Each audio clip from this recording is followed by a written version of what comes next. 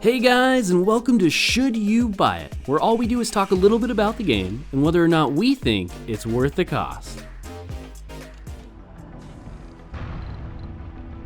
Meteor incoming.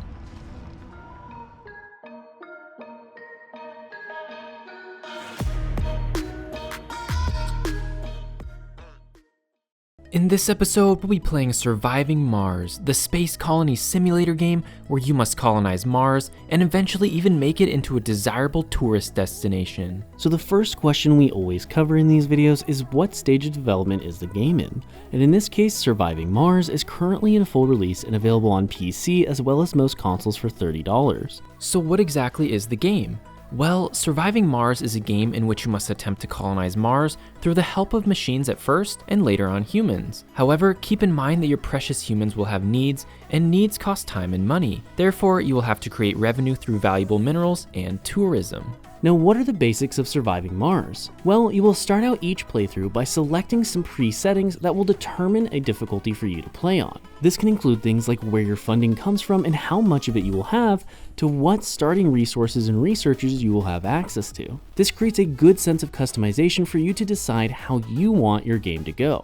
After that, you will be able to select a landing location that will further increase or decrease the amount of difficulty that you will face. For an example, one of the biggest deciding factors is what type of natural disasters that you will have to face while you're on Mars. Personally, I thought meteors sounded really cool, so I ended up choosing a location with low chance of most disasters, but a high chance of meteor showers. As you get into the game, you will then begin the colonization process. You will have a starting rocket and whatever resources you have chosen to bring with you. Once you touch down, the next step will be getting systems online before you bring your Earthlings to the planet. This means you will need everything from power, water, food, building materials, living areas, workstations, and comfort for each and every one of them. And yes, comfort is essentially a need. Just imagine being on Mars for the rest of your life and never doing anything other than working ever again. If you don't have a single one of these needs met, then you will not be able to bring your humans to Mars. Now, once you are able to get your humans into their new habitats, you will need to then maintain their happiness and basic needs. However, the game is designed to almost always have them needing something. I don't believe there was ever a single point in time when one of my little humans didn't need something improved,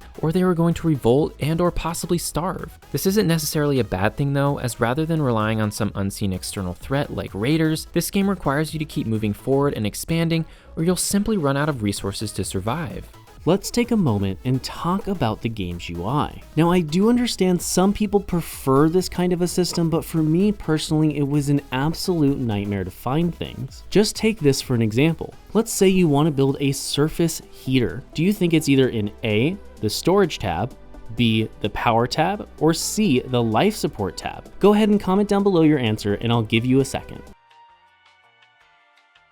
And the correct answer for what tab it is in is the infrastructure tab. Congratulations, we all got it wrong, including myself. And if you got it right, you probably have already put 100 hours into this game, so why are you watching this video in the first place? You already own the game. I mean, the title is literally called Should You Buy It? Not should you tell other people that your favorite game is amazing in the comment section down below. But really, thank you for watching this video, as I'm pretty sure like half of you guys that watch our videos already own the games that we review, so thank you guys so much for watching.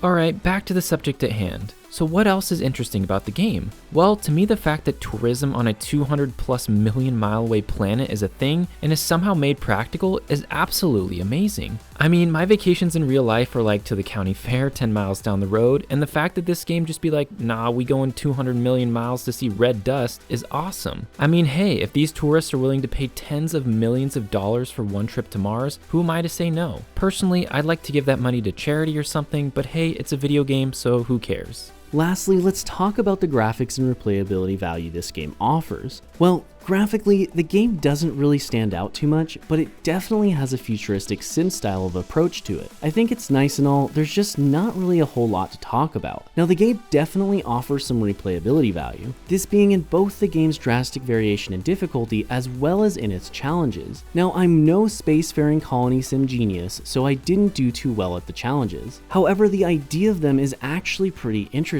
These challenges give you a preset difficulty that you must overcome, with a specific goal for you to accomplish. These can be things like reach a specific population goal by X number of days, or make sure to analyze all the anomalies in a specific amount of time. At the end of the day though, it definitely brings some much needed life into the game that keeps you wanting to play more than just for one single playthrough. So now that brings us to the pros and cons section for the video. First up for the pros is that the concept of surviving on Mars in a semi-realistic sci-fi universe is really cool. I think a part of the reason this is due to the fact that they clearly took inspiration from Elon Musk's vision for colonizing Mars. Next up is that surviving Mars offers a wide variety of game settings that can dramatically increase or decrease the difficulty, as well as change the way that you play the game. And finally for the pros is that the soundtrack was enjoyable and helped immerse you into the dusty wasteland of Mars. Just to kind of show you what I mean here, listen to this.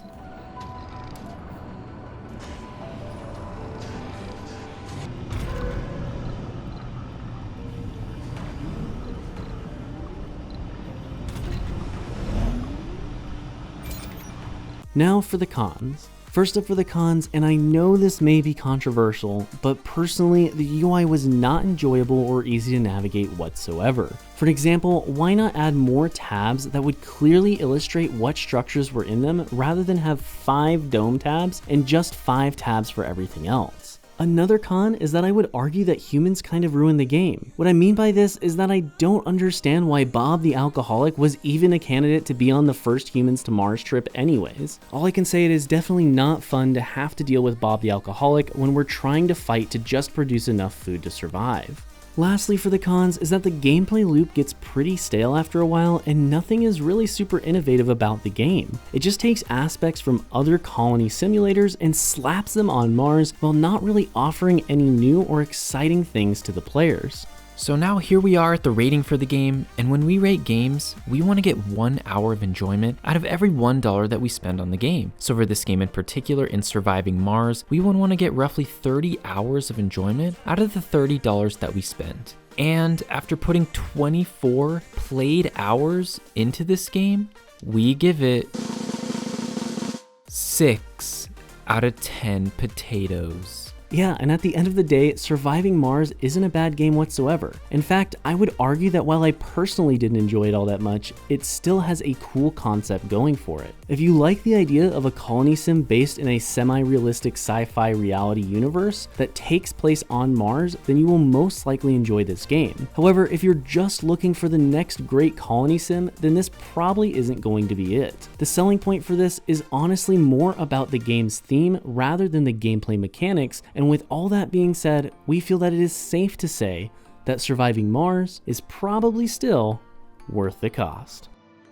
Before you guys go, don't forget to smash that like button and subscribe, as we recently noticed that over 98% of our viewers are not subscribed to our channel. We put out multiple new videos every single week, and your support is what makes this all possible. If you would like to support us even further and get some cool benefits, check out our membership program, which can be found in the join button below. Otherwise, thank you so much for watching, and we will see you next time.